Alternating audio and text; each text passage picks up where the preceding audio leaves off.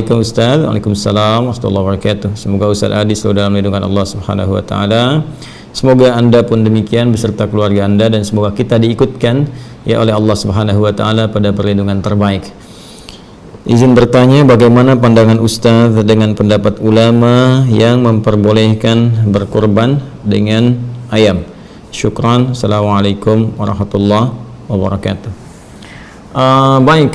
Memang ada beberapa ulama yang berpandangan demikian, khususnya yang dinisbatkan kepada Imam Ibnu Hazm ya Al-Andalusi rahimahullah, yang wafat tahun 456 Hijrah, dan diikuti kemudian setelahnya oleh Ibnu Mubarrid yang wafat tahun 909 Hijrah.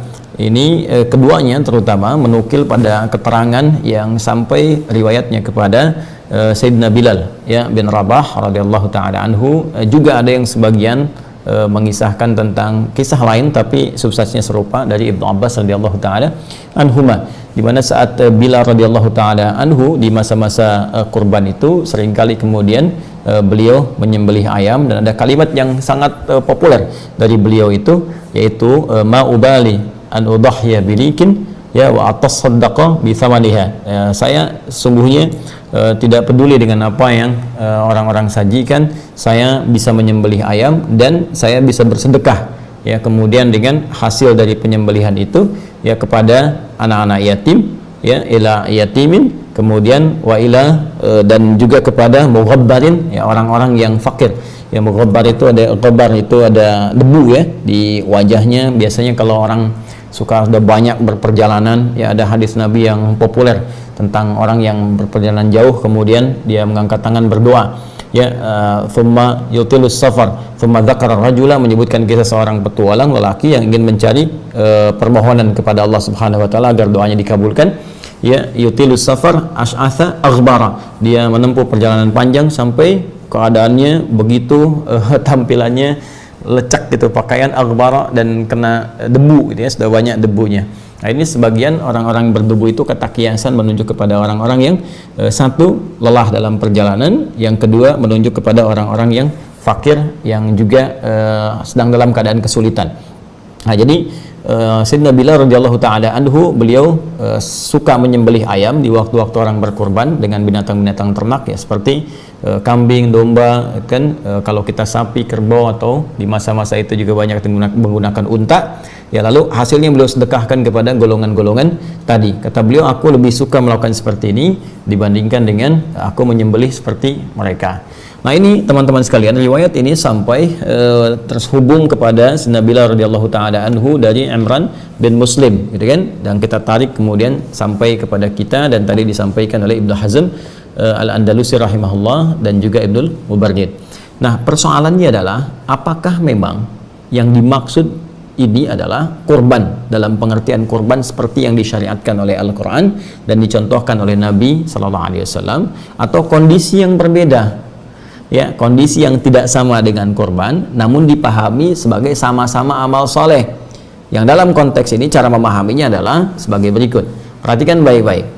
Kalau kita kembali kepada ayat Al-Quran, di Quran surah ke-22 Al-Hajj ayat ke-34 tentang kaidah hewan kurban, ketika Allah berfirman, perhatikan kalimatnya, ketika Allah menyampaikan subhanahu wa ta'ala, walikulli ummatin ja'alna mansakan liyadhkuru ismallah ala ma razaqahum min bahimatil an'am ya, dan setiap umat kami berikan jalan, kata Allah ya, kami berikan cara untuk beribadah, untuk menyembah Allah Subhanahu wa ta'ala, yang dengan itu mereka akan mampu untuk mendekat, menyebut-nyebut Allah Subhanahu wa ta'ala, berzikir kepada Allah dan mensyukuri nikmat Allah Subhanahu wa ta'ala dengan satu ibadah korban itu yang disyariatkan min bahimatil an'am, dari kalangan hewan-hewan ternak.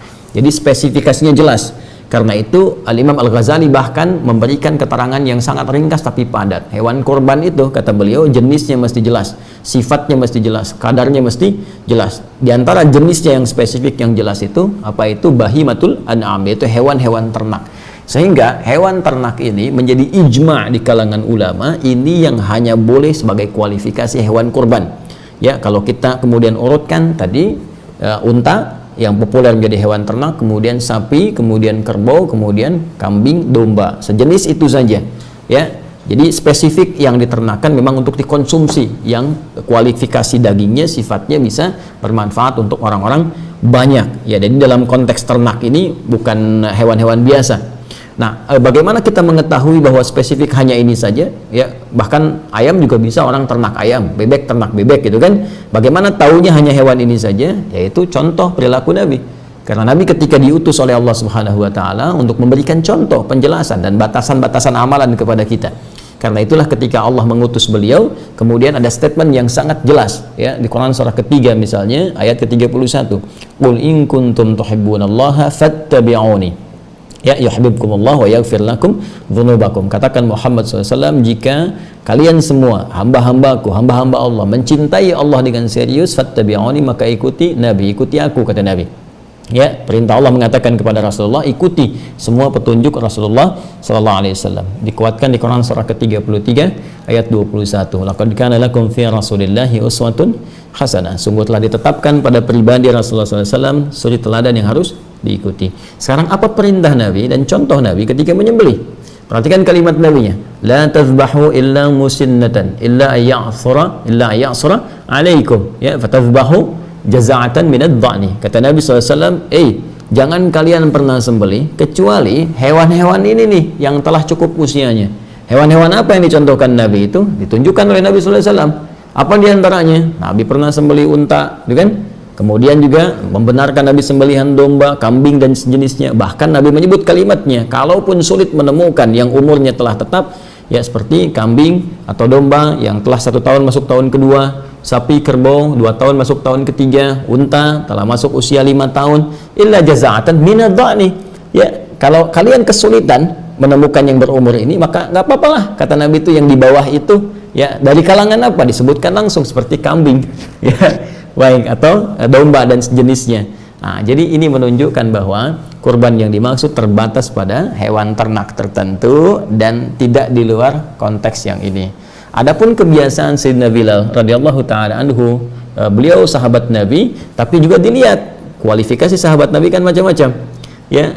Contohnya apa? Contohnya dari segi harta benda misalnya. Hartanya Utsman kan luar biasa banyak. Abdurrahman bin Auf luar biasa banyak. Umar sangat lebih daripada cukup. Abu Bakar juga demikian. Karena itu mudah bagi mereka untuk berkorban menggunakan unta sekalipun. Ya, cuma Bilal kan radhiyallahu taala anhu punya keterbatasan dalam harta. Karena itu aktivitasnya lebih terkonsentrasi ke masjid, ya kan? Karena keterbatasan ini, beliau ingin seperti yang lain kurban, ya, menggunakan hewan-hewan ternak. Cuma mampunya pakai ayam, ya.